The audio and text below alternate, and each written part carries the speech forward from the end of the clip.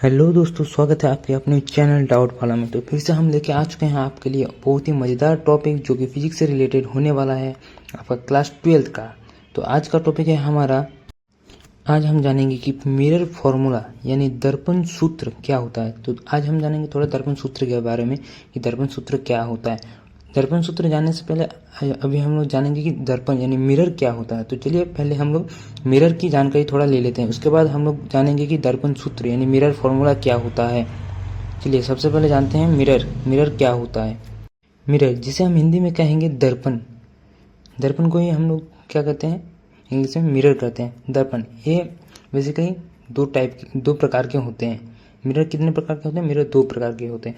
First में आपका आ जाता है एक प्लेन मिरर और दूसरे में आ जाता है आपका एक स्पेरिकल मिरर। प्लेन मिरर जो कि आपका एक होता है समतल दर्पण, और स्पेरिकल मिरर जिसको हम लोग कहते हैं गोलीय दर्पण।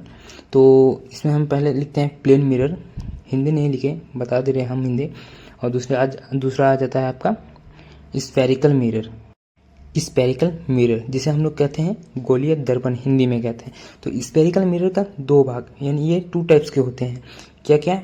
ये बहुत ही इंपॉर्टेंट होता है दोस्तों, इसे जानना बहुत ही ज़रूरी है कि स्पेरिकल मिरर दो प्रकार क्या क्या, और वो बहुत ही ज़रूरी होता है। तो स्पेरिकल मिरर होता है आपका, पहला होता है कॉनकेव जिसे हम कहेंगे अवतल दर्पण, और दूसरा आता है आपका कॉन्वेक्स यानी जिसे हम कहेंगे उत्तल दर्पण। तो पहले हम लोग लिख लिए कॉनकेव मिरर जिसे हम लोग क्या कहते हैं अवतल दर्पण, और दूसरा आ जाता है आपका कॉन्वेक्स मिरर जिसे हम लोग कहते हैं उत्तल दर्पण। तो चलिए पहले इसका थोड़ा डेफिनेशन या फिर ग्राफ देख लेते हैं कि क्या होता है कॉनकेव एंड कॉन्वेक्स यानी अवतल दर्पण और उत्तल दर्पण क्या होता है। तो चलिए पहला वाला लिखते हैं कि अवतल दर्पण यानी कॉनकेव मिरर का डेफिनेशन कुछ इस प्रकार है कि वैसे दर्पण जिसका परावर्तक पृष्ठ धसा हुआ हो, यानी जिसका क्या होता है परावर्तक पृष्ठ धसा हुआ रहता है। हम शॉर्ट में लिख दिए, बता दे रहे हैं आप लोगों को पूरा डेफिनेशन। वैसे परावर्तक पृष्ठ जिसका तल धसा हुआ रहता हो उसे क्या कहते हैं? अवतल दर्पण कहते हैं। चलिए इसका थोड़ा ग्राफ समझ लेते हैं। बहुत ही इजी है, बहुत ही सिंपल है, एकदम कुछ रॉकेट साइंस नहीं है इसमें। आप लोग अपने तरीके से याद कीजिए ताकि आप लोगों को समझ में आए। देखिए वैसे क्या बोले, वैसे सतह जिसका तल क्या होता है धसा हुआ रहता है, यानी ये जो देख रहे हैं ये तल है, ये तल क्या है धसा हुआ। आप लोग एग्जाम के तौर पर आप लोग लीजिए कि चम्मच, तो आप लोग देखे होंगे कि चम्मच कैसा होता है, एक तरफ धसा हुआ रहता है और एक तरफ उभरा हुआ रहता है। इसी एग्जाम्पल चम्मच मान लीजिए। अब दूसरा आ जाता है आपका उत्तल दर्पण। ये उत्तल दर्पण यानी कॉन्वेक्स मिरर। कॉन्वेक्स मिरर क्या होता है, चलिए थोड़ा आप इसके बारे में भी डिफाइन कर देते हैं कि कॉन्वेक्स मिरर क्या होता है। जस्ट उसका उल्टा ही होता है, कॉन्केव मिरर का जस्ट उल्टा। उसमें पढ़े कि जिसका तल धसा हुआ रहता है, और इसमें होता है जिसका तल उभरा हुआ रहता है, यानी ऐसा दर्पण जिसका परावर्तक पृष्ठ उभरा हुआ रहता है। कैसा रहता है? उभरा हुआ।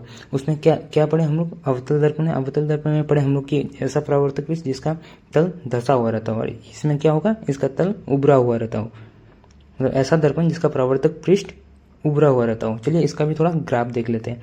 तो अब हम लोग उत्तल दर्पण का ग्राफ जस्ट उसका उल्टा होता है। आपको एग्जाम्पल लेने के लिए बोले कि चम्मच के जैसा ही, उसमें तल देखें कि धसा हुआ रहता है, इसमें तल कैसा रहता है? उभरा हुआ है। चम्मच का पिछला यानी उल्टा वाला भाग जो देख रहे हैं, चम्मच का उल्टा वाला भाग उसी के जैसा रहता है उत्तल दर्पण। और अवतल दर्पण क्या हो गया आपका? चम्मच का मतलब सीधा वाला भाग, वो हो गया आपका अवतल दर्पण। तो चलिए अब हम लोग देखते हैं दर्पण सूत्र जिसका हमें इंतजार था। तो दर्पण सूत्र यानी मिरर फॉर्मूला क्या होता है। तो चलिए हम देखते हैं कि मिरर फॉर्मूला होता क्या है। तो पहले थोड़ा लिख लेते हैं ताकि आप लोगों को कुछ समझने में प्रॉब्लम ना हो। तो मिरर फॉर्मूला क्या होता है? मिरर फॉर्मूला को हम लोग सिंपली डिफाइन करेंगे कि 1/f equal to 1/v plus 1/u। आप लोग सोचेंगे कि हम ये क्या लिखते हैं, यही होता है मिरर फॉर्मूला। चलिए इसको थोड़ा आप लोगों को डिफाइन करके बता देते हैं कि 1/f equal to 1/v plus 1/u होता क्या है। तो चलिए इसको हम थोड़ा लिख लेते हैं ताकि समझने में कोई प्रॉब्लम ना हो।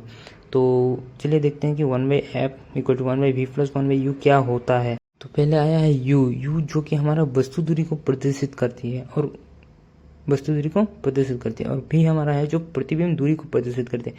प्रतिबिंब के बारे में हम लोग पहले टॉपिक में बता दिए हैं, आप लोग नहीं देखे हैं तो जाके देख लीजिए। और ऐप जो है कि आपको फोकस दूरी को प्रदर्शित करते हैं। फोकस का मतलब तो आप लोग समझ ही चुके होंगे। तो इन तीनों के जो मतलब रिलेशन को दर्शाता है, उसी को क्या कहते हैं हम लोग, दर्पण सूत्र कहते हैं। इन्हें मिरर फार्मूला, इन तीनों को जो दर्शाता है उसी को हम लोग क्या कहते हैं, मिरर फार्मूला कहते हैं। बस कुछ रॉकेट साइंस नहीं है, बहुत ही आसान है, सिंपल है, सिंपल तरीके से समझे आप लोग। इसी तरह का अगर वीडियो आप लोग देखना चाहते हैं तो चैनल को please subscribe and like comment share जरूर करते, ताकि इसी तरह का वीडियो आप लोगों को मिलते सके।